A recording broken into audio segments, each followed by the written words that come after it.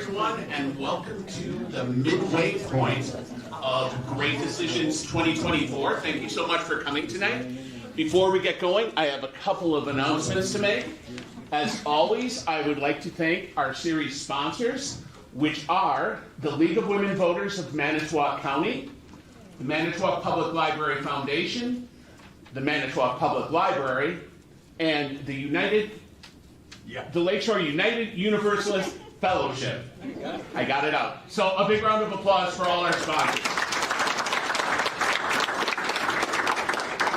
Before I turn it over to our presenter this evening, I just wanted to remind you about, as I always do, a program that's coming up online at the library this Thursday. Completely different sort of webcast. It is called What You Watchin', and it is about what movies Matt Model, who you might know from working downstairs at the front service desk, myself and Karen Hansen, the public service manager, we're just going to be talking about what's nominated for Academy Awards this year. Actors, pictures, not nearly as reverent or as important what we're discussing tonight, but it should be a lot of fun. That happens at 6 o'clock this coming Thursday on both Facebook and YouTube. So, that is my only announcement there. So let me introduce to you our speaker this evening. Matthew Friedel, angel investor, entrepreneur, educator. Matthew specializes in Web 3.0, blockchain, AI, and ML. He is co-founder of Milwaukee Venture Partners Angel Network, director of the UWM Business Innovation Incubator, co-founder of UWM's Disruptive Technologies Lab, and senior lecturer at UWM's Lubar College of Business and the School of Information Studies. He is also an adjunct faculty member of Marquette University. Matt was recently featured in the Biz Times as one of Wisconsin's 275 most influential business leaders. He was also named a notable leader in higher education for the class of 2023. He holds a BS in engineering and an MS in engineering from UWM. He earned his MBA from Marquette with a focus on entrepreneurship and holds a professional engineering PE license from the state of Wisconsin. However, he does not have a PhD, which I bestowed upon him incorrectly online and in all our announcements, and he corrected me on that. If that wasn't above my pay station, I would definitely be so upon him anyway. So without further ado, Matt Friedel. And the exchange that I had with Tim, it was kind of funny because I said I didn't finish my PhD, and I said I got to do that over the weekend here, otherwise I'm going to disappoint everybody here in the audience. I had to go back all the way to 2009. Thank you for that introduction, Tim. Again, my name is Matthew Friedel. My primary job is a senior lecturer at UWM in the School of Information Studies, where I teach on this topic. I also teach entrepreneurial finance and new venture creation at Marquette. There was a couple rousing support there. So I'll try and talk a little bit about that. I also do angel investing, which means we help startups. And we're actually looking very actively in this space because there's going to be lots of growth and opportunity. And I hope out of this presentation, and thank you so much for having me here, you'll see what the opportunity is. And when I talk about this locally and nationally, I say it's kind of analogous to the birth of the internet. What I mean by that is, if you remember all the way back to 2000, there were companies like Pets.com and there were companies like Amazon.com. Some of them were very successful, right, and survived, and now we get items to our door in 2 days. Some of them went under. So we're kind of in that area right now, but I think what you're going to see is it's going to affect our life in terms of healthcare, in terms of finance, in terms of a lot of different areas that I'd like to share with you. So again, thank you so much for having me here. So this is what we're going to talk about. We're going to start with some headlines and hype around this area, and then we're going to get to everybody's favorite ChatGPT and what's happening in that space. We're going to talk about future work and skills that are happening. If you look at the research, it's actually pretty clear.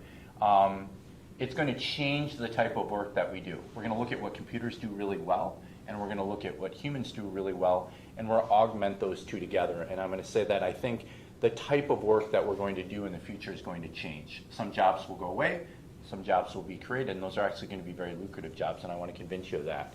We'll talk about what the definition is, what are key terms that you'd want to understand in this space, practical applications in machine learning, that's what ML is, if you hear that. We'll talk about the taxonomy of it and the overarching circles that kind of apply to that. What a non-tech savvy person should know, and then I'll talk a little bit about what we're doing inside of UWM. So let's get to some scary headlines here. One of these is from the Wall Street Journal, one of them is from Forbes. Every company wants to become a tech company even if it's killing them. On your marks, business leaders are preparing for the arms race in artificial intelligence. Recently I had the privilege of going and visiting Regal Rexnord. They are undertaking the activity of hiring data science and AI specialists in there.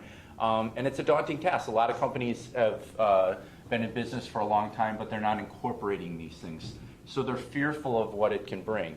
And what I would like you to hopefully understand out of this exercise is that there's lots of opportunity, but there's also lots of hype that's connected with it. And if you're unfamiliar, there's an organization called Gartner that does, one more headline here. Half the employees have no idea what their companies are doing and how their companies are basically using AI. So if you take those first two headlines and you take this one, it doesn't paint a super great picture, right? So back to the chart that I have here. Gartner does what is called the Gartner hype cycle. And they do this for a myriad of different technologies. And really what it is there's the innovation trigger, peak of inflated expectations, trough of disillusionment, and then we finally get to the slope of enlightenment and plateau of productivity. What does that really mean? That's a lot of words that I won't say 10 times fast. What it means is that we have publications that have these bold headlines, and everybody's, this technology or this innovation is coming. It's on Wired magazine, it's on Forbes, and everybody's fearful of that. And then the expectations and the delivery of that do not come to fruition, and that's where we get that trough of disillusionment. We went through this with the internet, right? We went through this with mobile and social media. But now, as those technologies mature, out of that we get some pretty useful technologies. I don't have it specifically in this deck, but I do a whole presentation just related to ChatGPT. Okay, raise of hands. Anybody have not heard about ChatGPT? Okay, so it is a product of an open source organization called OpenAI. It was started by Sam Altman and Elon Musk several years ago with having responsible artificial intelligence development. Its main product, they have many products under that umbrella, is called ChatGPT. And that stands for Generative Pre-trained Transformer. And it is an LLM, a large language model. We'll talk about essentially what AI is. We'll define it in a second right here. But they took massive amounts of data and they trained these artificial intelligence algorithms. And out of that, with ChatGPT 3.5, you can chat with it. It's a chat bot. So you type in there, give me a recipe for something, and it'll give you a recipe. And it's actually a conversation that basically occurs. It can remember what you've typed in the past. And now, and actually in the most recent version of it, you can speak to it as well, just like your Alexa or Siri if you're familiar with those as well. And that really was like a game changer because now it was a practical example of AI that everybody can use, and you don't really need to understand what's kind of happening kind of behind the scenes right now. Interestingly enough, the largest company in the world is Microsoft. And Microsoft has roared back because they were a huge investor in OpenAI and a huge investor in ChatGPT. In fact, if you go to their web browser right now and you go to Bing, when's the last time somebody Binged something? Okay, you normally would Google it, right? But now it's starting to become relevant because they have what is called Copilot that's built inside of there. So you can talk to it, you can upload images, you can chat with it, and it interfaces almost like a human being. So it's a form of these large language models that are now being very productive. So as an example, if I wanted to write a really great email to all my colleagues talking about this presentation that I was going to give tonight, I can say, ChatGPT or BART, which is the Google equivalent, write me an email saying, I'm going to be giving a presentation, I want it to go to my colleagues. And it can do that.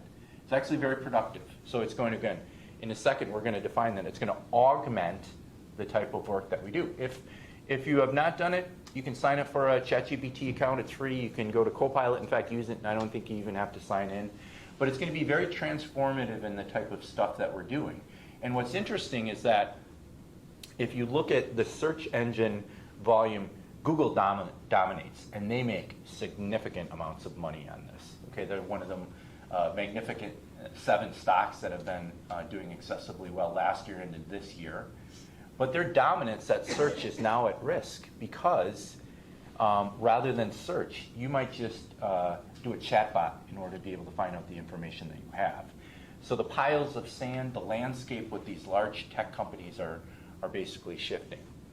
So back to this hype cycle right now. A lot of these are mapped out in 10 years. In a second, we're going to talk about, in fact, I think it's the next slide right here, is a robot going to take my job? I get this question basically all the time. And I'm going to tweak that a little bit, and what I'm going to suggest is that over time, technology and automation has changed the type of work that we have done, okay? We used to have ice cutters, and we used to have bowling pin setters, and we used to have telephone operators. We don't have any of those things anymore, right? Because automation and technology changed that, okay? The same thing is going to happen here. If you look at the research, and it's actually pretty clear, 40 to 50% of jobs are going to be altered. They're going to be altered in what we do. White collar and blue collar jobs, by the way. It's not just one demographic that's connected with it. But this is what I want you to think about as you think how this technology is going to change your lives and the lives of your family members and the workplaces. What do humans do really well? Creativity, improvisation, dexterity, social and leadership abilities. Okay? What do computers do really well? Speed, accuracy, predictive capabilities, scalabilities. We want to put those two together in order to have effective what I call AI teams. And what that means is, let's take a look at an example of how some of the work is basically going to change. So on the far right here, we have computers, right? We already established that they're good at speed, transactions and things like this. Over on the left-hand side, what are humans good at? Leadership, empathy, creativity, judgment. We want to push those two together, and now we're going to have new jobs that people are going to do. We're going to need people that are going to train these AI models. In a second, we're going to talk about what that means, what are the key pieces, even for a non-tech person in order to be able to do. We're going to need somebody that's going to have to explain that. What does that mean? Well, one of the job titles might be storyteller. You live inside of an organization. You have collected massive amounts of sales data. You want to increase the sales of your organization. You're going to mine that data. You're going to use these AI algorithms, we'll talk about them in a second right there, to extract knowledge out of that data and then have better business initiatives.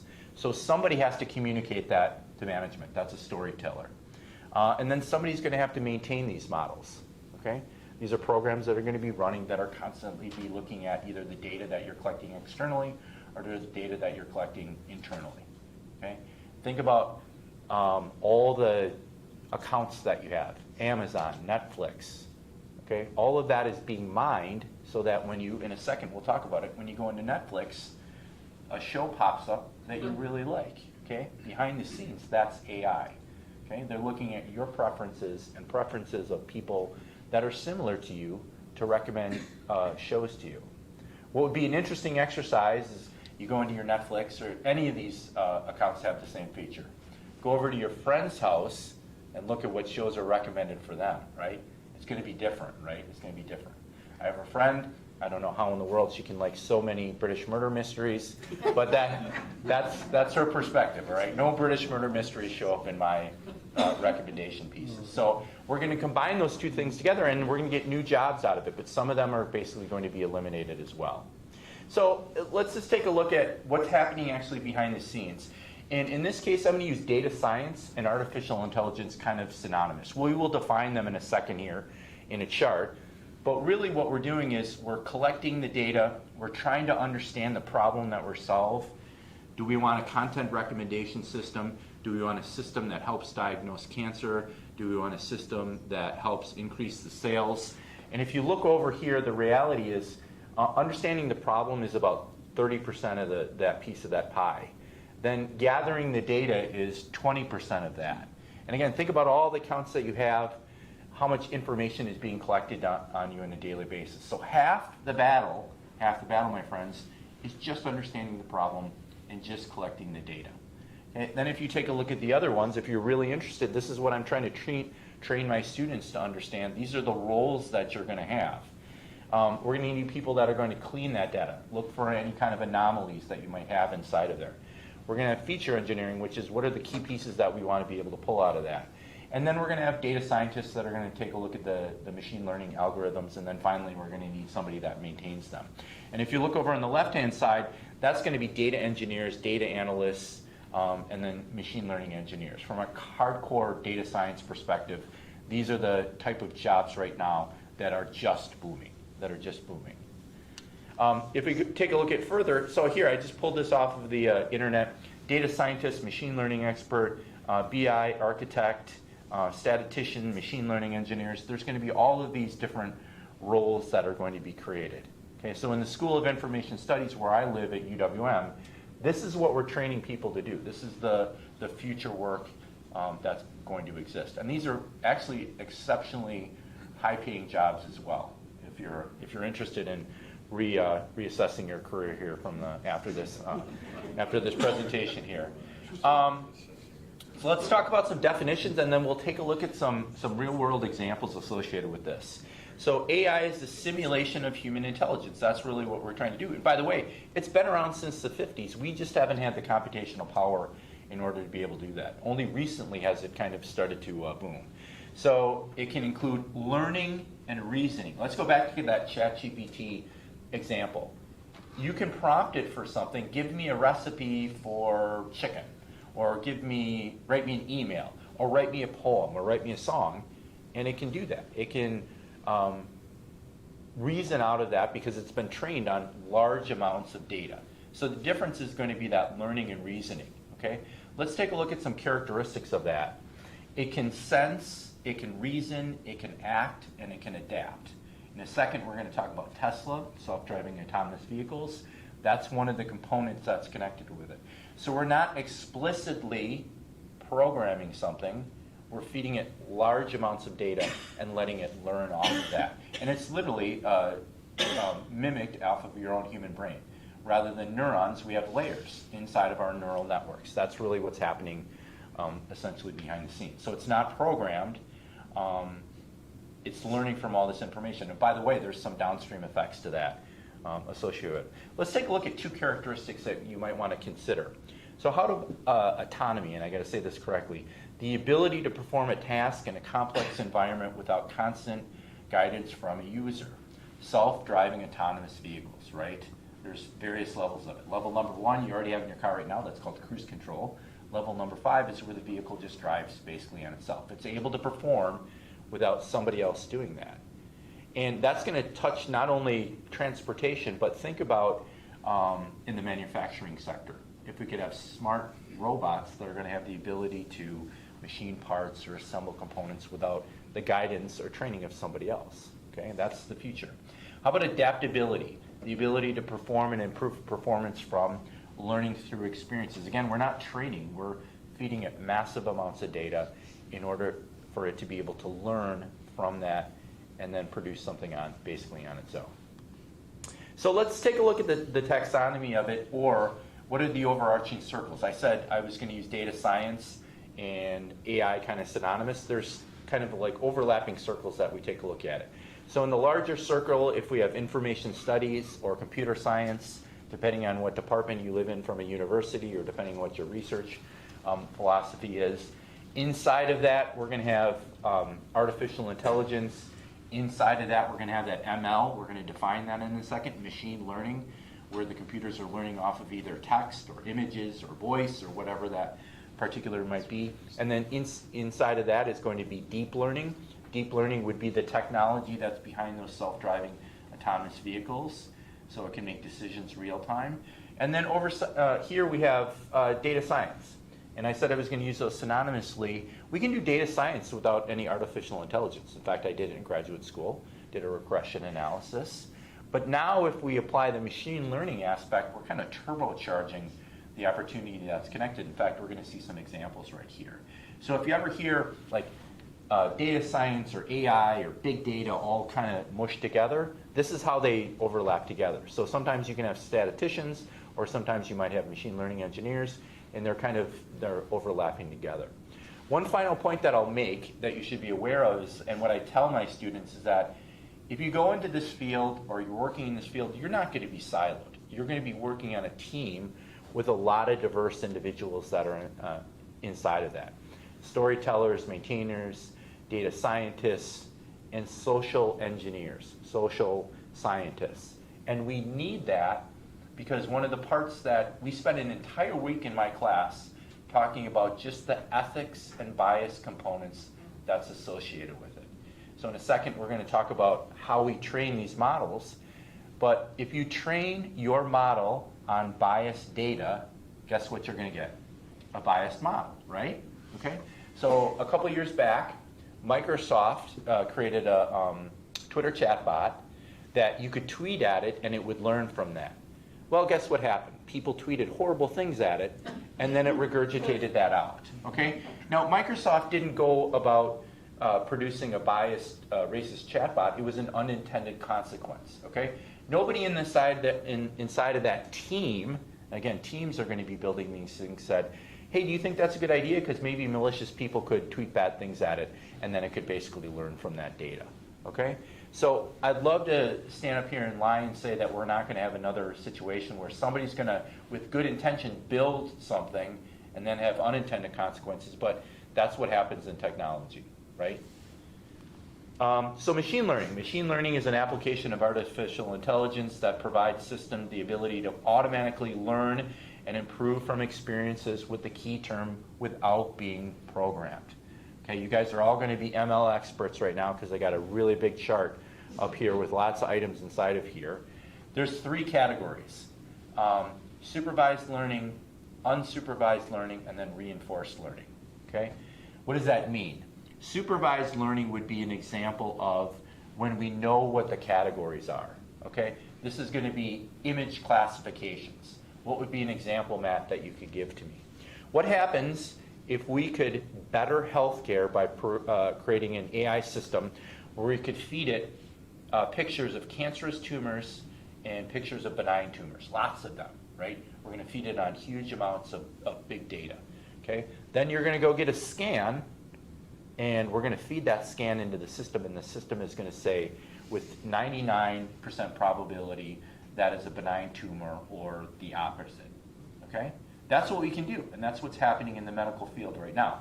By the way, let's go back to the slide that I talked about before about how we're doing what computers do well and humans do really well. Is a doctor not going to look at that scan? Of course not, okay? But it's going to increase the speed for he or she in order to be able to do that diagnosis. They're still going to look at your scan. In fact, when you get a scan, normally there's two sets of eyeballs that normally look at it, not just one set. But if you could have a system that says, we think 99% probability that this is a benign tumor, two sets of doctors look at it with all of their experience and education, say, I can confirm this, you're going to get a diagnosis much quicker, right? And that might lead to more rapid treatment or something like that. What about unsupervised learning? So you go to the grocery store, everybody scans their frequent shopper card, okay? Guess what's happening behind the scenes? Big grocery store is tracking you, okay? But that's okay because then they send me, like Pick and Save sends me coupons, okay? And they do that because they don't know what the classification is, but what they do is there's some underlying cluster or pattern there. So as an example, I might be a wine and frozen pizza buyer, okay? And then because of that, they can send me coupons that are connected with it. So there's like clustering and underlying structures to that data. Let's go back to that Netflix example. That's exactly what's happening behind the scenes. They're looking at how many British murder mystery shows that you watch, and then they're recommending another show that's connected with it. Same thing with Spotify, same thing with HBO. There are content recommendation systems. Okay, so this is unsupervised learning. They don't exactly know who you are, but they're actually pretty close at it. They're pretty close at it. Okay, and that means you get better music. It means you get better entertainment, and you get coupons for Jack's Frozen Pizzas. Okay, speaking from experience here, bought several of them. Anyway, thank you, Pick and Save. And then the last one is going to be in manufacturing or in self-driving vehicles as well. So there, you guys are ML machine learning experts right now, and you can all update your resumes and send those out for the items that you have. So this is my favorite quote from Scott Page from the University of Michigan. He talks about companies are increasingly trying to harness the rolling hairball of data that they collect on a daily basis. This is incredibly true. There is a difference between big data, and that's another term that you'll hear often in this area, and lots of data. One of the areas that we did, that we showcased, was cleaning that, going through and making sure that there aren't anomalies and things like that. But at the root of AI or machine learning or whatever you want to call it is we want to extract knowledge from our data. We want to be able to determine if that's a tumor. We want to be able to determine what kind of song I want to listen to. We want to be able to determine, what type of product I'm going to buy so we could potentially upsell. Inside of my class, we do a paper exercise where I give a list of 6 customers and all the items that they've bought. Then I give another customer with 5 items that they bought, and they're trying to track similarities, okay? And then they're determining what somebody might potentially buy, okay? That actually is good, right? Because it provides you something that you might want and or need, okay? So extract knowledge from your data. So what are the key terms that you should know? Okay, you're at a cocktail party, you're saying that you went to this presentation, you want to sound really smart and stuff like that. What are you guys doing about collecting your data these days? So it can be text, it can be images, it can be whatever it is. We're collecting large amounts of it could be sales data, it could be stuff from the manufacturing floor that we're trying to use. Data is the new oil. I don't know if you've heard that term before. What it means is it's the new commodity, okay? The only way that you can have a successful AI system or you can have a successful model is having lots of good, clean, unbiased, all-encompassing data, okay? What's the first most important thing that we do on a project? Trying to find what the problem that we're trying to solve. If we don't have a target, we're not going to be very successful. What's the second thing that we do? 50% of the battle. Understanding the problem, collecting all the data basically that we have, okay? What's the next one that we have inside of here? What's the algorithm? Okay, this is going to be the statistical model that we're going to use. And not that you care, but in that content recommendation system, you're probably using what is called nearest neighbor. Okay, it's been around for a long time. So you select the algorithms, and you'll have a data scientist who probably has some domain experience connected with it who's going to go through that. And then the model is basically just the merger of those two and the output of the results basically that we have.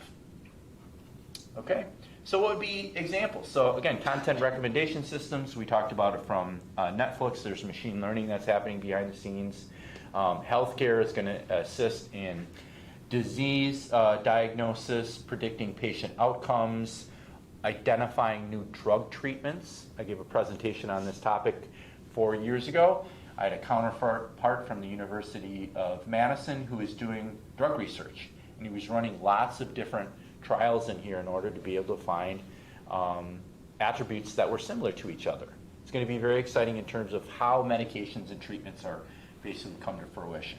By the way, none of these have any robots destroying us or taking our jobs. It's augmenting and improving the stuff that we're doing inside of our lives, right? How about in terms of finance, okay? You want to be approved for a credit card. You want to approve for a loan, okay? Guess what we can do? We can feed it information about traits. You pay your bills on time, how much existing debt do you have, what is your income level, and we can feed that into a model and then have predictive outcomes, okay? There's actually a revolution that's going on right now in finance where we're not just looking at your FICO score. We're looking at other factors in order to be able to determine whether you're creditworthy or not. In fact, I worked with a startup that is specifically working with immigrants because they don't have credit scores. It's really hard to give credit if you don't have a credit score, right? But they still might be worthy in order to be able to do that. So recommendation systems, healthcare, finance, and then finally natural language processing. And what do I mean by that? So if you ever talk with your iPhone or with your Android device, you can ask Google or you can ask Siri for certain kinds of information, and it'll basically pull that. It's a neural network that's happening behind the scenes. It's been trained on huge amounts of voice pieces, and then it can understand what you do. And ChatGPT and Bart has that capability right now. Okay, so you ask Alexa to play you a song. Alexa, what is the weather? And it can understand what that is. Okay, it's not perfect. It's not perfect, but Amazon has a huge amount of people that are working on it because they recognize it as an opportunity to sell you more products. So Siri, chatbots, things like that, and then we talked about self-driving autonomous vehicles. All right, so second piece when you're at your cocktail party talking about the presentation that you have, this is the stuff that you should know as a non-tech savvy thing. It's all about the data.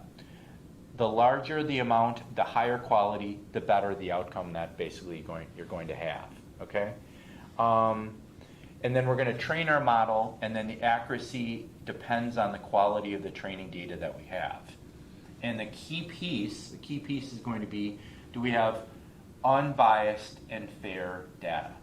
Okay, so Google just pulled one of their products. So under OpenAI, there's another product called DALL-E. And DALL-E can create images for you. You can type in, show me a sunset in Ireland, and it'll produce you images of sunsets. There's another product called Midjourney. There's another product called Crayon. Gemini was Google's. And they pulled it because, guess what was happening? The images that the first release of this were producing were biased, okay? They trained it on biased data. They got biased information basically out of it, okay?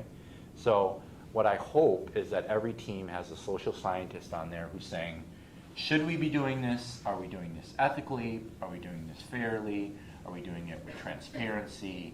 Are we doing right by our users? That's where the human oversight comes in. Okay, we're not going to just have these autonomous things that are going to exist. We should have the characteristics that humans do well, our judgment involved with that. And then the final piece that is kind of a legislative piece as well is the privacy component of it. Okay. How are especially large tech companies doing with respect to your privacy of the data that you have? Facebook, I think Tim mentioned that we're streaming this on Facebook, makes significant amounts of money. Why? Because they know who you are. Okay, we give away our education, we give away our location, we give away our age, we give away all the things basically that we like.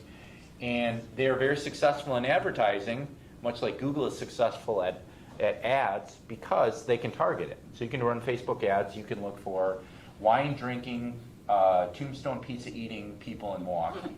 Okay, it's pretty easy to find me on Facebook, so it's good. But are you comfortable with it? There was a scandal from Cambridge Analytica. They scraped Facebook for some data in 2016. They used that in a malicious way to target ads in terms of the election. Okay, so I think big tech right now is under the microscope to say, are we doing right by our users in terms of the privacy pieces that we have? Interesting side note, I ask my students all the time, how many are you concerned that big tech is tracking you? They all put their hands up. And I said, how many people have deleted their apps? Nobody puts their hands up. So I don't know what the tipping point is in terms of shifting that over, but we'll see. Here's an article if you want. I think Tim has a presentation. Here's 10 more real-world examples of machine learning that we have if you want to take a look at it. Let's talk about one, again, related to Big Brother. Another component of AI is computer vision. So whether you like it or not, and this is actually an old, DSH is saying that facial recognition will be used in 97% of airports over the next 5 years. I've part of what is called global entry. The last time I went through customs, I didn't even talk to a customs agent. They scanned my face. I don't even have to scan my passport anymore. So I'm in some top secret database that shows pizzas and wine related, and the custom agents just send me right through. Okay, so whether you like it or not, this is the reality of the situation. Let me show you something even more scary related to this. Is a video. One of my students sent this to you. This is a coffee shop, and with computer vision, they're tracking how long their customers were sitting in the coffee shop, and then the blue items were how long it took all the baristas to make the coffees. Okay. If I was a barista, I wouldn't be happy about this, especially if I was a barista who was really slow. And if I was a customer who wanted to sit there a long time. But you can watch this video, and it shows how many coffees people are making. Now, I guess if you're management and you want people to make coffees faster, that's good. Or if you want people to get out of your coffee shop so that other people can come in, that's bad. But this is kind of where the cutting edge is in terms of this. let's go back to that privacy piece. Are we doing right by our users by doing this activity? You can see the link to that one as well. I won't talk about it. There's a couple programming languages here. Python and R are kind of the standards. That's what we're teaching inside the university. If you want to refine your resume and update your skills, you can take, I have a Python class if you're interested in coming down to UWM and hearing my pizza and wine jokes in addition to items. So what are we doing at UWM? So I have a 350 class. It's called Introduction to Application Development. That's where we're teaching Python. Inside of there, students are doing a data science project. They're looking at the data. There's anomalies in it. They're cleaning it, and then they're producing reports out of it so that we could potentially provide better products and services for people. Inside my Info 671 class, this is called the Web 3.0, Artificial Intelligence. We do Python applications in customer review sentiment analysis, neural networks, predictive home prices with linear regression. We do a chatbot. In fact, that's what I'm going to do on Wednesday. And then we also do, can we identify bias in the data basically that we have? So we're actively helping students, even if they're not going to be hardcore data scientists, being involved with these type of technologies. A couple items. We have the Lubar Center of Entrepreneurship. We have the Connected Systems Institute, which is a product of Rockwell and a relationship with UWM. Data Science Institute is a partnership between UWM, Marquette University, and Northwestern Mutual. As Tim alluded to in the introduction, thank you for doing that. I run the Disruptive Technologies Lab, where we basically do research in these respective areas. So lots of great stuff. I'm privileged to be able to work there, and I'm privileged to be able to help young people become with these exciting new jobs inside of there. There's some podcasts. If you guys are podcast people, you can take a look at it to learn some of those things. We talked about the importance of this having big data. So here's lots of data sources if you guys want to be able to research some of those items. And I think this last one is going to be a thank you slide. How much time do we have left, Tim? We have plenty of time. Okay. I'm happy to answer any questions. I have one prerequisite. If the question is really, really challenging, write it on the back of a $20 bill, hand that to me, and I will get right on that. That joke was more funny when inflation wasn't high. Okay, another joke that I have. Thank you very much. So if anyone has any questions, please just raise your hand. My assistant this evening is Lisa. She will be running around primarily the left side center of the room. Just get your hand up and questions. I'll be doing the right side and anything that is online. We have a question right here. Can you link the conversation about universal income? I don't think that that's quite the term, but paying people to do nothing or to do less than as AI and as other work forms develop, there won't be enough jobs for people. Could you at least address some of that? Yeah, so the conversations basically we have are around, is there going to be inequality because a very few are going to benefit from this, and then those lower end jobs, both white and blue collar, are going to be eliminated because of that. We have conversations, and I have conversations with my students about it. I don't know if a universal income is the solution to that. I think from my perspective, the key piece has to be education and training so that we don't leave as many people behind as possible. I don't know if that's a legislative solution. I think it's a solution in terms of helping educate as much of our workforce for these future jobs as possible. I'm not in the camp that all the jobs are going to go away.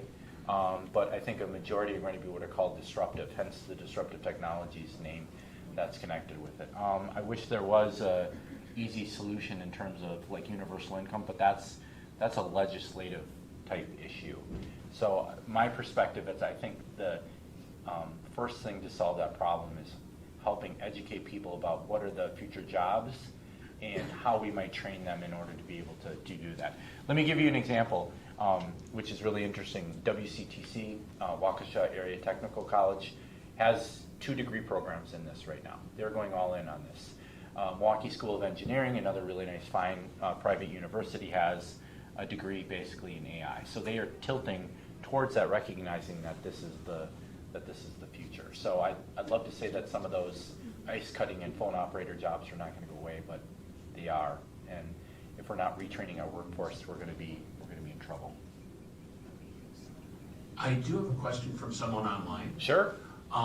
They are curious on your thoughts on the accelerationism aspect with AI. I'm of the belief that, this is them speaking, the shakeup at OpenAI was due to the struggle of those with an accelerationism approach to those who do not have the same approach, and by that they meant people that are altruistically minded. Yeah, so let me address that specific question. So if you're not familiar with it, OpenAI was led by Sam Altman. He was ousted from the company for a while. He's very progressive. He's very progressive and forward-thinking. And the conversation with the board of directors, as I understand it from reading materials, was there was kind of a fight about how fast he wanted to be able to move versus being more conservative about it. There's been many conversations about having a moratorium on this because of the economic piece, because of the unintended consequences associated with it. And what I'm fearful of, and what we need to be aware of, especially here in the United States, is that China is all in on this.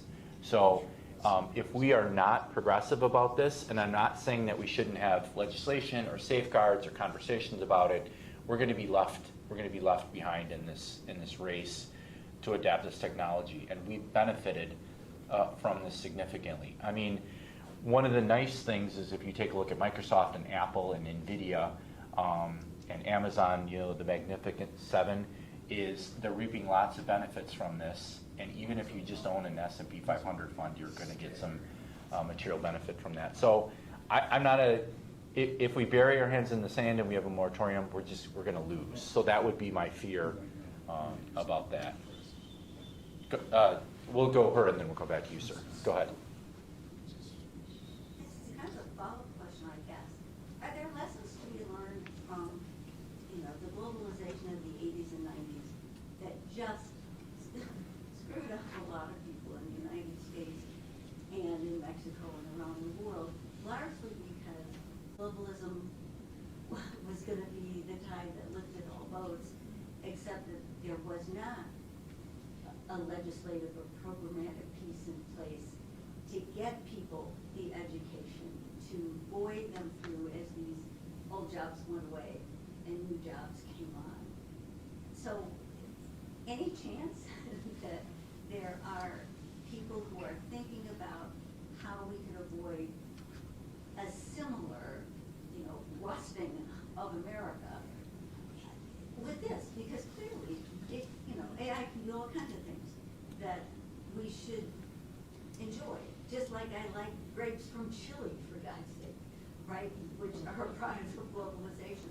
But is anybody thinking about what we did wrong back in the 80s and 90s and how we might do it better now?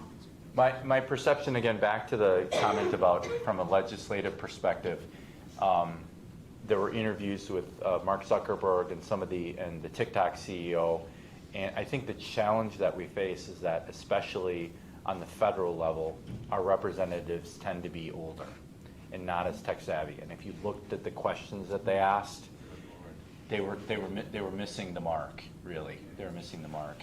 I don't know how to solve that problem. I know there's conversations. I would like it to be more progressive. I would like there to be regulations, especially around the privacy component of it. But I think that's one of the challenges. Lots of opportunity. I hope everybody feels like there's opportunity. Lots of challenges associated with it as well. And we've seen, unfortunately, time and time again, there are select companies that will choose profits over people. And yeah, well. You're being conservative by saying a select. Yeah.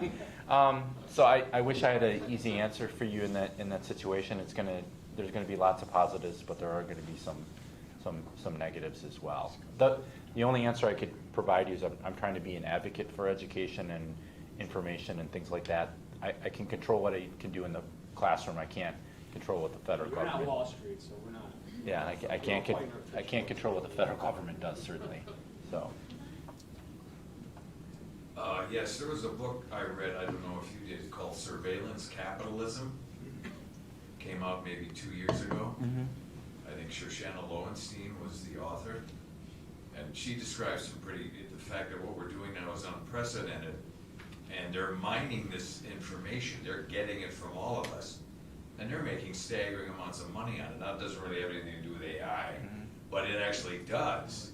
You know, we're getting into something we really don't know, and still don't know. And I could maybe get a little, but I'm just curious if you read that book. I'm familiar with it, I haven't read it. Well, I only read it. Here's my perspective on it, is that I would like to be hopeful that companies are doing that so that at the end of the day, I can have a better song or I can have a better recommendation in terms of the product that I want. There are going to be malicious characters that are going to come on the scene and try and manipulate that for whatever their means is. So if you are uncomfortable with it, I would delete whatever social media app it is or whatever organization that you work with. I think we all mutually benefit, whether you like Amazon or not. Having stuff shipped to your house in 2 days is really convenient. So, you know, it's a question of, are you trading utility for privacy or whatever malicious thing that is basically happening behind the scenes? And again, I'd love to lie and say that there's not going to be a use case where there's going to be something malicious. Hopefully it'll be few and far in between, but that's kind of my takeaway on it. So you're trading utility and convenience for potentially privacy pieces. Yeah. I think gentleman over there and then maybe. Okay.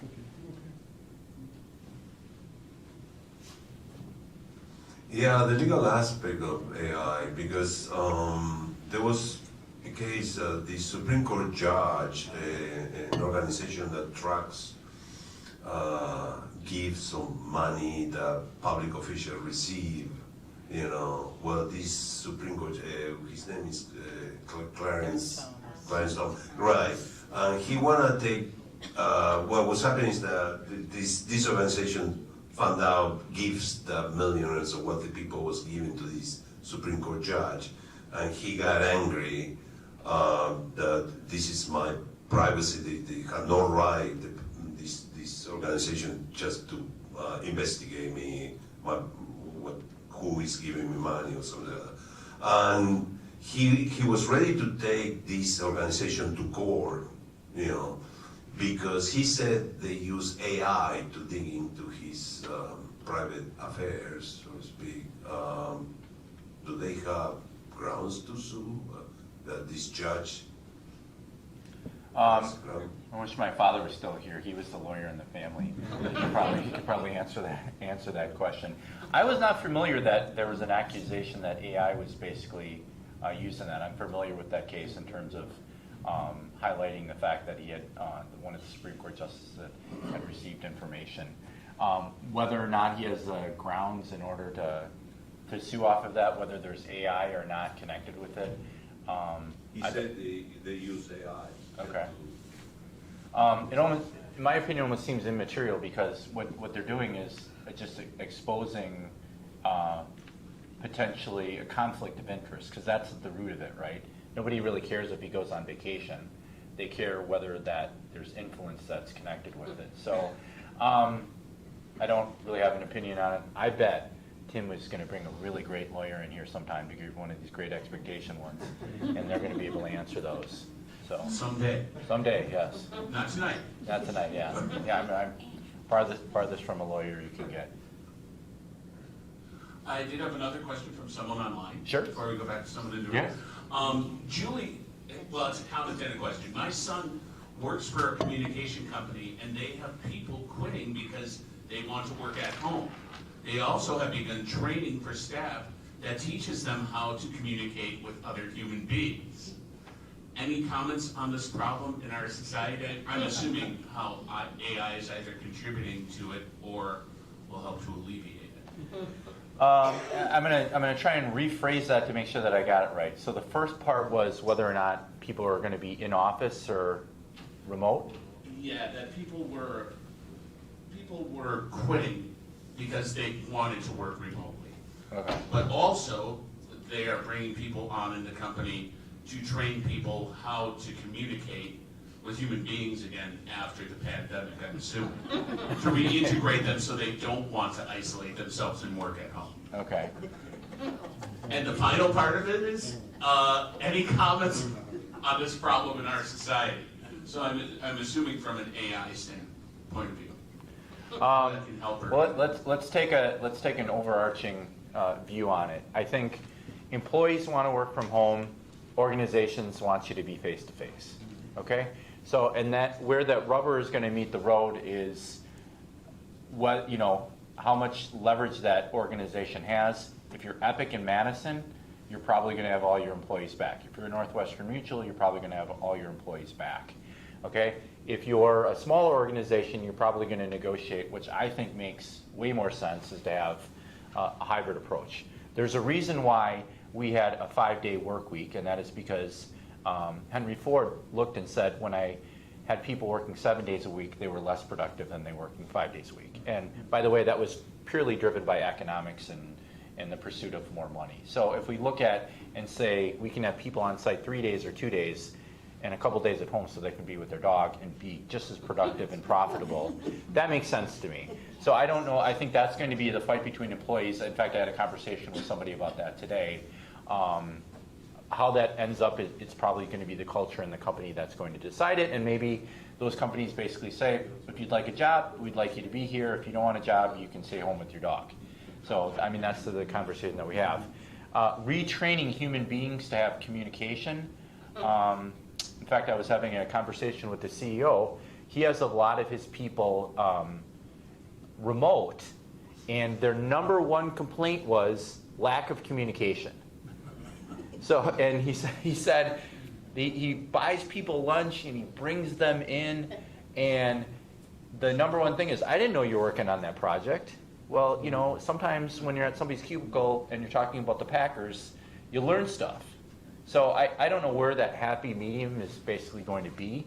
I'm excited for the future workforce, because I think they're not going to have to be like when I was young in my career, this 9-to-5 doldrum at a horrible corporation who I won't mention.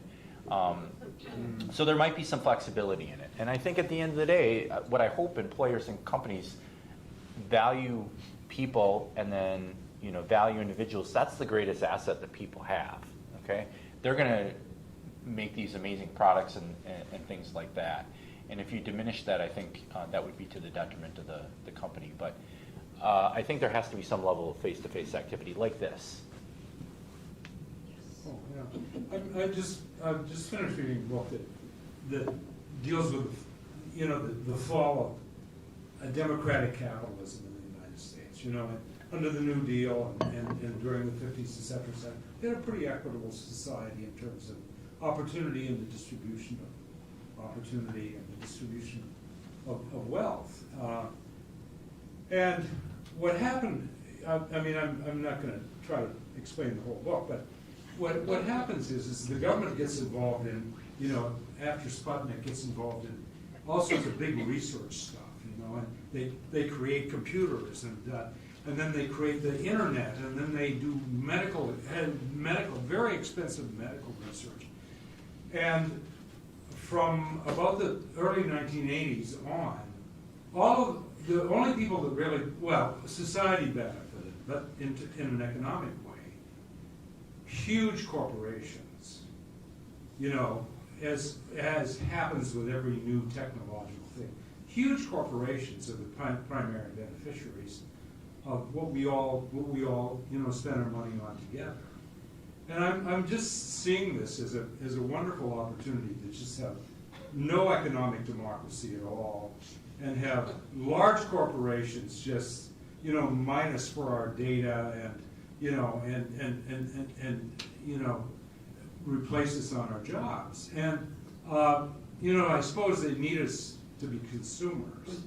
So but what 3 recommendations would you make to make this transition into a whole new kind of iteration of capitalism more democratic, more beneficial to the whole of society?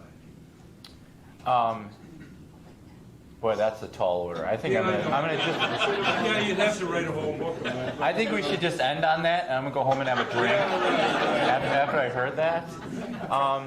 The stats that you're talking about, I've seen them as well. That income inequality has basically grown, and it's grown not between the 1%, it's the 0.1%. That's really what it is. I have heard arguments, which I think has some validity, is that if you don't have that, you're not going to have all of this economic growth, and we'll just be behind China. So I don't know if that's going to come to fruition or not, but I think we still need to have that component. I'm not advocating that Microsoft and Google and all these take advantage of us, but they are engines of economic growth. If you take a look at that, they're larger than some of the European countries, and we're fortunate. I'd rather have them here than have them in China. That's, I guess, the point that I'm trying to make. But we just can't let it rip. I mean, we have to have some kind of regulations, don't we? I agree, And I wouldn't know what they would be. Well, again, the challenge is that I think the demographic of our legislators are older, and unless they have experience under their belt to see, like the person over here was talking about, the downstream unintended consequences of not having policies in place, that's a problem. I'd love to say that they can work together, but I'll save that for another commentary. The positive aspect that I would say is that if I can learn one thing about you, actually two things about you, and again, the data is pretty clear on this, where you live and your education level is going to drive your economic opportunities. Those two factors are in there. So back to the point where I can't control what the federal government does or society does as a whole, I can control what's in my classroom. So I think the better that we can educate our society, the lesser those effects. And there's still going to be some unintended effects to it, but my perspective is not to bury our heads in the sand, but try and understand and have conversations about this, and come here and listen to you and talk to other individuals about it. I think that's the only way that we're going to alleviate some of those stresses and inequalities that we're going to have. So how much education you have, where you live, is going to drive a significant amount of that. By the way, I have a lot of skin in this game because I have an 11-year-old and I have a 14-year-old. And I'm looking at what does their future employment opportunities look like, especially in the context that college isn't cheap. So I should put a tip bowl up here for them as well. But I still, again, I live in a university. I can see the outcome of the productivity when somebody comes in, and the learnings and the connections and everything that are beneficial from that. So I can only say I think that's the positive that we should focus on and will reap dividends down the road. I'm still going to have a drink when I get home after that commentary. So, yeah. Go ahead. And then there's a person has a question over here. Go ahead. Just two things. One is on a more positive note. So, and I don't know if you're aware of this, but Apple had pulled a patent some years ago during their AirPod introduction. And that patent basically had read back that possibly in the near immediate future, AI will power their AirPods to do language translation on the fly.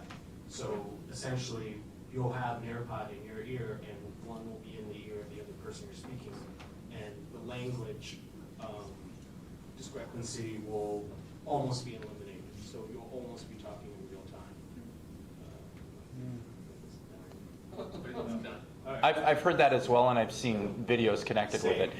There's no reason. I mean, you can ask Alexa or Siri to translate something for you right now. But it's very hit and miss from what I've seen. Like it's never going to where it is currently is not at the speed that you and me are speaking. Yeah. But from what I've seen in the early prototypes, it's very promising. So that was one of the positives I wanted to bring forth. The other thing, and I'm curious if you're discussing this in your classroom, is I think we're kind of heading into an AI dogma, especially when you have AI curating like people's resumes and cover letters to feed things like ATS, which is applicant tracking systems. And these are systems that automate going through resumes, and it's how companies can cruise through like 10,000 applicants and pick out the best ones, because ATS systems basically are a point system that look at the job description and your cover letter and your resume, and depending on how many of those like same word types you use, you'll eventually move on to the next thing. So I think currently we're looking at an AI dog. I would agree with that, and I know what the antidote is to that. So in all of my students have learned my favorite phrase, which is small walkie, okay? And what I mean by that is people and relationships matter, okay? So one of the benefits of going to a nice university is not only the education that you get. I'd love to say that you're going to be better off in your life because of all the stuff that I forced into your head, but it's your classmates that are around. It's the alumni association. It's the connections that you have. So I'm coaching somebody right now who's looking for a job, and she's doing all the things of sending resumes out and all of those things. I'm like, how many coffees are you buying? How many people are you connecting with? Ask them if you can learn about their organization. How can you help them do that? I find that to be way, way more effective. If somebody sends me an applicant, or if somebody sends me something as a referral, and I trust that person, that is way, way, way more paramount. So I think the tangible benefit of being in a university is not only the education that you get, but the alumni association and the connections that you have. And I've had the privilege of teaching both at UWM and Marquette, and I'll tell this to both universities. Marquette has a fantastic alumni association, okay? And if you ever know anybody from Notre Dame, it's equivalent as well. So I think those things, humans are still important, okay? And despite the fact that I believe in AI and I think it's going to benefit our lives, we still need humans. So that's my 2 cents. Go ahead. All right, I can see a lot of benefits with the AI, especially in the medical fields and whatnot, but you keep talking about like targeted ads, and they're pointing you in a direction. You know, if you watch, like your friend watches English murder mysteries, they can do this. They know what you want to watch, but they're going to get you into such a point where you're only seeing ads for the things that drive you in this direction. And they're going to be driving individuals and kind of tightening down society. I mean, if you once liked cartoons, that might be all they'll push to you. Right? Sometimes I want to, watch something a little more highbrow than that. But if all you're going to see is Donald Duck, because you watched it as a kid, you're kind of trapped.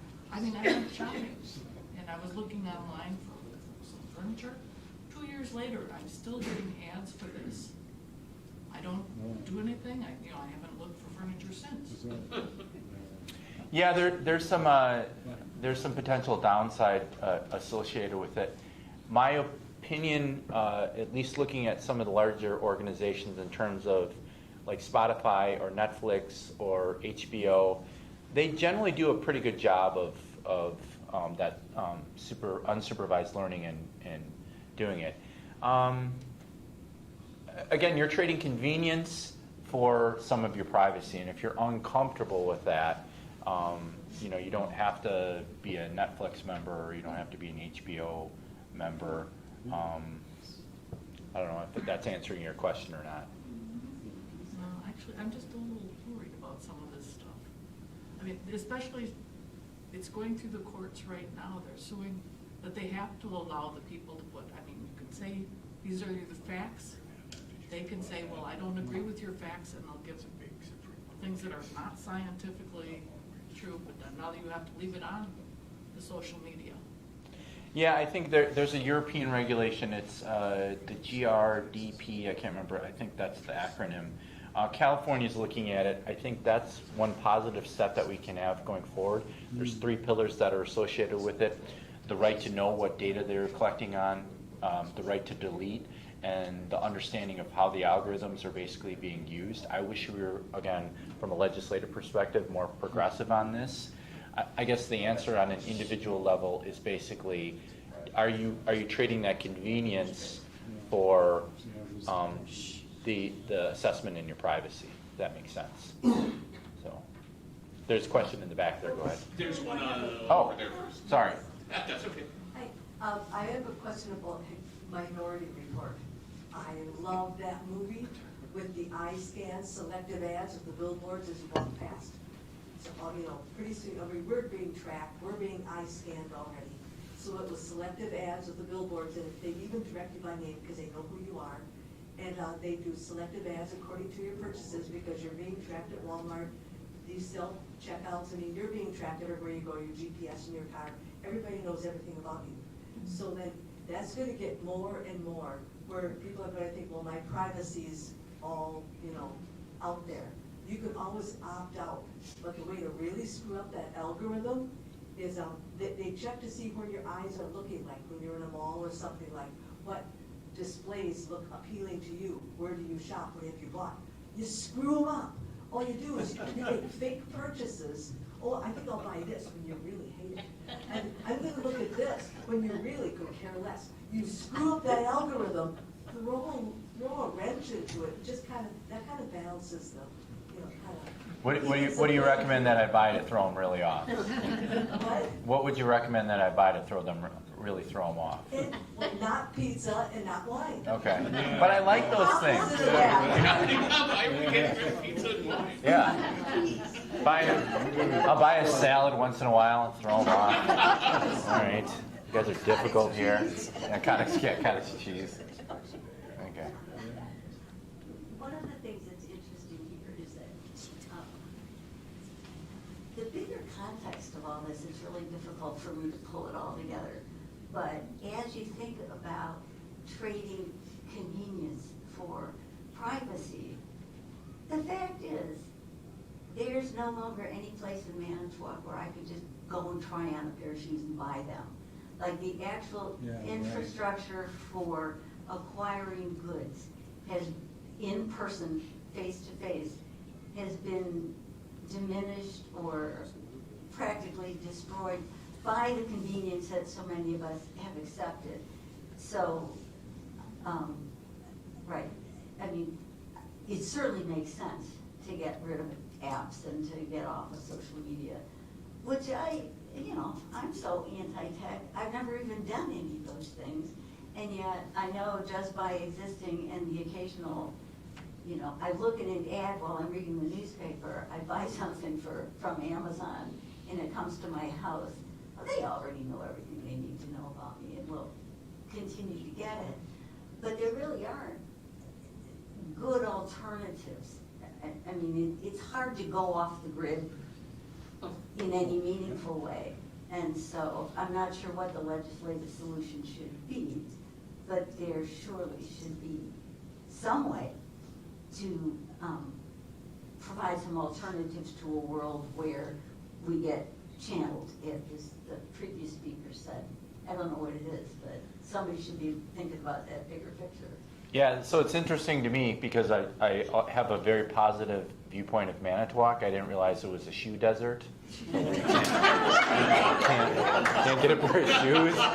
So I feel sorry for you can come to Milwaukee. There's shoes. I'm 100% sure there's shoe stores. So yeah, I think it is. It is harder and harder to be off grid. So I guess from an individual perspective, you have to decide whether or not you are trading that convenience for. I have a friend who orders a whole bunch of stuff from Amazon, tries it on, and then ships it back. It seems very inefficient to me. But I don't know. How do you use your Kohl's cash, which is even more complicated than if you do that. So yeah, there's a question in the back here.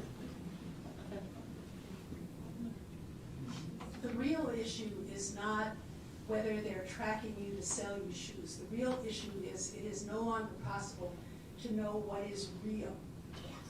That we have become a society where alternate reality, alternate facts, if you just repeat it often enough, it becomes the truth even though it isn't.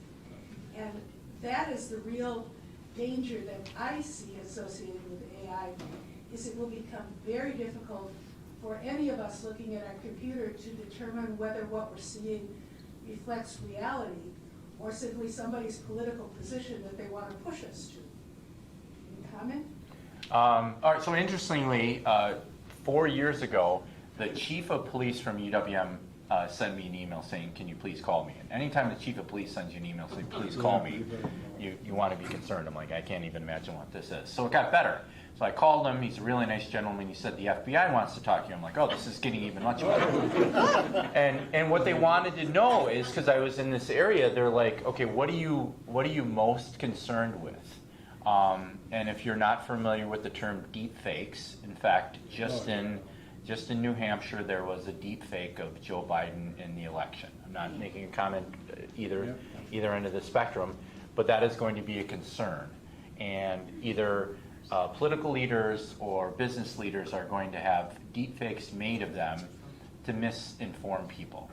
So what we need is literally some safeguards, and that can include legislation, or it can include, like, as an example right now, so ChatGPT can write essays, so students now don't have to read the Encyclopedia Britannica and copy out of it like I did.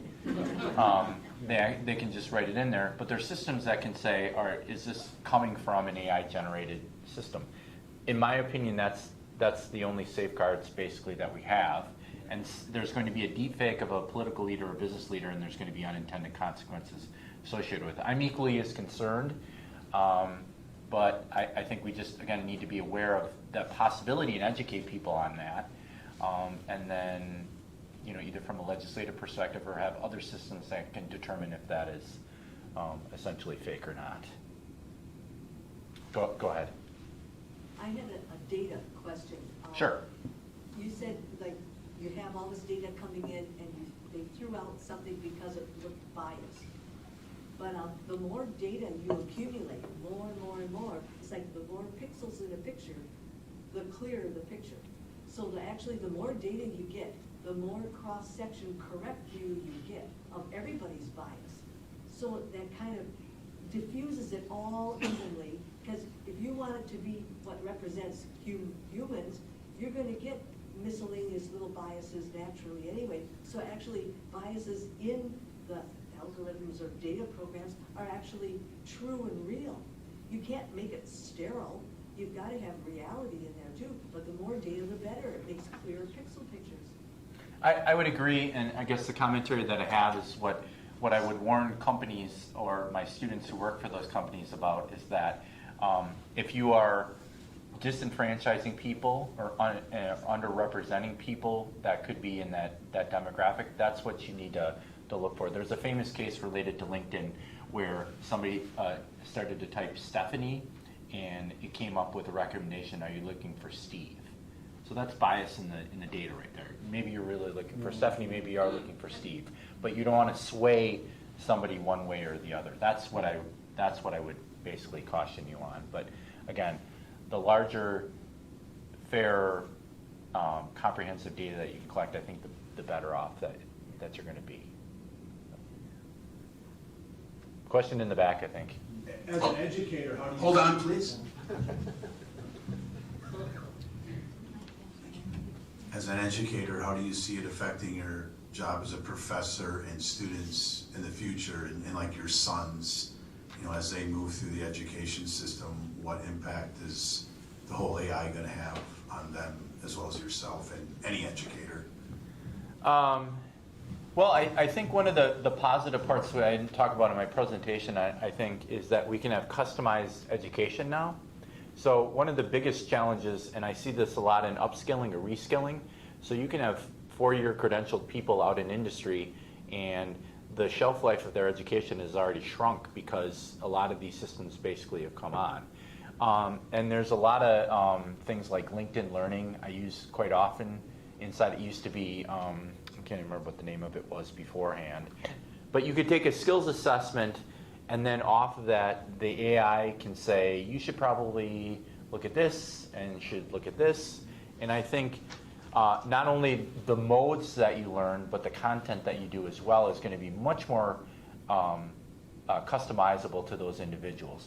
If I look back at my college days at UWM, I sat in a classroom, I had a German instructor who wrote calculus on the board. He never turned around. And I wrote that down in a notebook in hopes of absorbing all of that in to do that. Nowadays, like when I do an activity, in fact, I did it today, I screen capture it, I put it on the website, they can access that at any time. So our ability to meet people where they are in terms of their educational needs is much better right now. And I think it'll be a much more rich, robust education environment. That doesn't talk to the ethical aspects of how students are using some of these chatbots to cheat or enhance it or whatever, you know, description basically you want to have. I think there's going to be more opportunity for my kids, and I want them to be able to learn and be involved with this stuff because, to I think one of the first questions we have, I don't want them to be left behind. You know, and that's honestly my biggest fear. So. My daughter, who is 25 and working in this field, I think, because she's working for Meta and has signed so many NDAs, we can no longer have a meaningful conversation. But she is constantly learning. Like as she is producing work, she is constantly learning other systems from which to work. That I know. And it's just different systems that she's constantly making herself accessible to learn so that she can not become obsolete and constantly work. And she works from home. She's doing this a block away from Madison Square Garden. So that's her workplace. I'm just making a comment. I don't expect you to say anything about it. Well, all right, so here's my takeaway. Beyond the networking aspect, I think the value of a whatever credential, an associate degree, a bachelor's degree, a master's degree, whatever it is you are demonstrating to an employer you have the ability to learn. That's really what it is, okay? The end of what I say to my students in the four-year institution, the end of your degree is not the end of learning, it's the beginning, okay? You have demonstrated that you have the ability from multiple different instructors, not just from me and professors, to absorb information, turn that into something. I focus a lot in the classroom on projects and about collaborating because I think those soft skills are equally as important. So you constantly have to be learning and evolving, otherwise you're going to be dying. And we've seen many companies that have not been able to innovate. Look as an example, Briggs & Stratton. That was the first place that I worked at when I left UWM, was once the largest employer in the state of Wisconsin. They're now bankrupt because they basically failed to innovate. Yeah. So. She also did a 4-year. She went to USC and she was in media arts and practices. But there's almost kind of this fear of obsolescence also, that everything is evolving so fast. She seems to worry about not getting left behind more than I know I did. Yeah, I think you have to be constantly refreshing your skills, trying to see where the marketplace is in terms of needs and things like that. Otherwise you you're obsolete yourself to something. I think she'll be okay. I don't believe that all the jobs are going to go away. They're going to change. So. Yeah, it just I worry.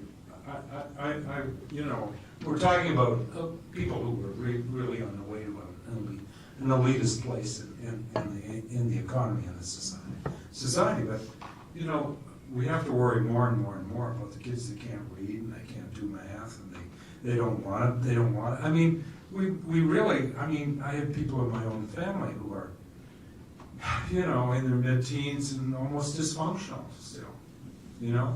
So I don't know if AI can address that sort of thing. I mean, people who learn are people who want to learn. And we really are creating a whole class of people who just don't plug into a good place in a modern economy, and people through AI who are becoming more and more separated from them. Can AI address the problem at the lower end of education? I think it can only from the perspective that it can provide customizable education to pieces. That's going to be a real problem in that lower end. And back to the commentary about the social inequality, if I say that correctly, that's something I'm concerned with as well. So the education system, all the way up through K-12 is complicated. There's a lot of moving parts associated with it. I see it every day in the high school that my daughter's in and the middle school that my son is in. It's a challenge. It's a challenge in terms of the behaviors and the learnings and the requirements from the state and all of those things. So I think one of the biggest challenges right now is that if you want to be able to teach computer science or AI, you can't find people to do that in the high schools. You can't, because they go out and get jobs that pay 3 times what a high school teacher basically makes, which is unfortunate. So, and to be honest, I do this job right now because my real job is Uber driver for my kids. So, I mean, if I didn't have to drive them around to this practice and this rehearsal and this stuff like that, I'd probably be at Meta where I couldn't talk about any of this stuff. You guys wouldn't see me anyway. But I guess the only outcome I can see is that if we can help utilize some of those systems in order to help lift all of those boats. But it's a challenge, it really is.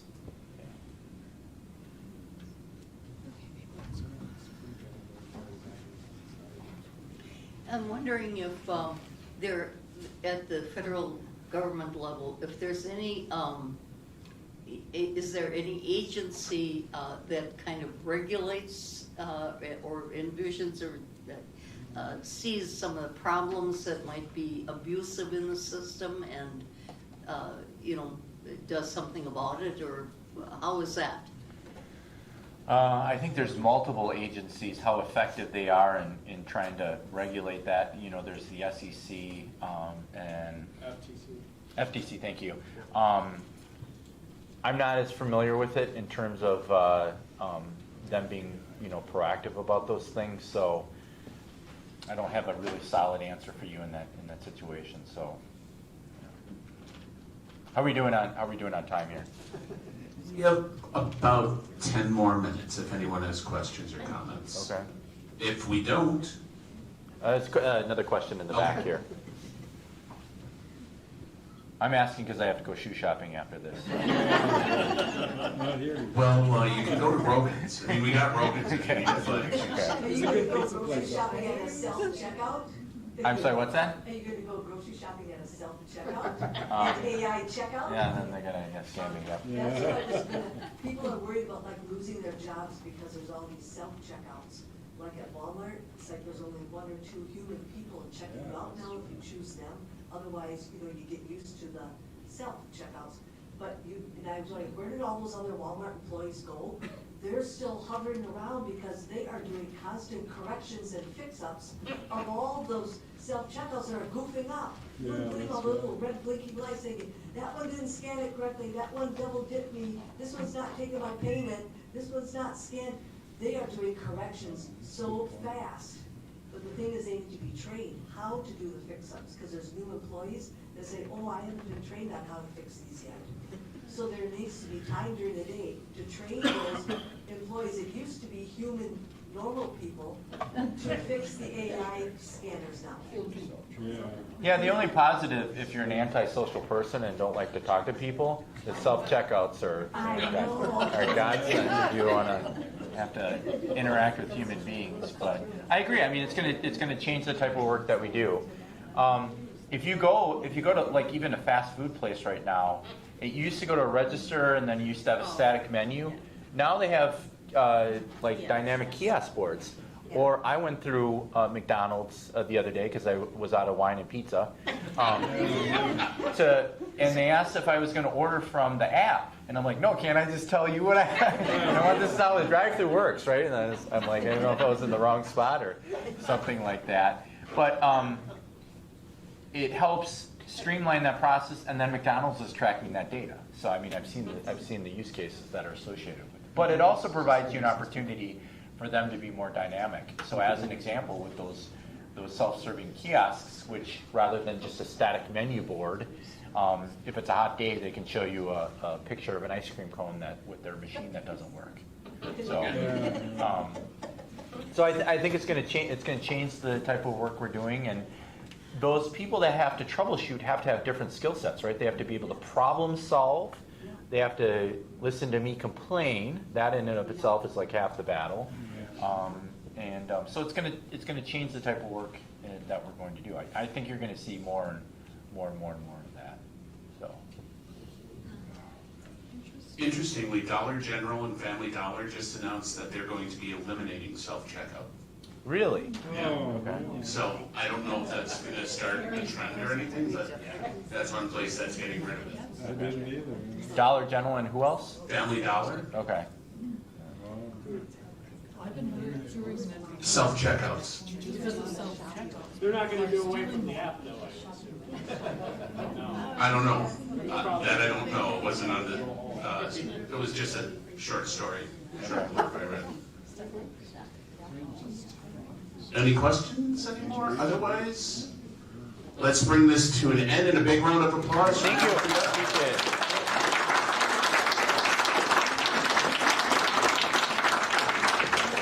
Thank you everyone for coming down, especially Matt.